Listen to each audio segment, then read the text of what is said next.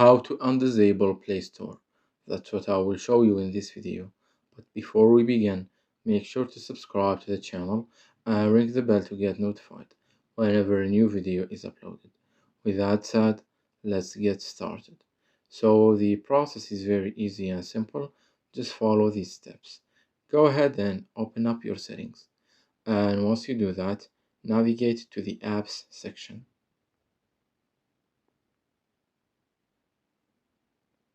Now, once you're here, navigate to the Play Store. You can either look for it manually or you can search for it. And as you can see, it's right here and it says disabled. So click on it. And once you do that, you will get to this page right here, in which you will see that there's a option at the bottom left corner of the screen that says turn on. Click on it.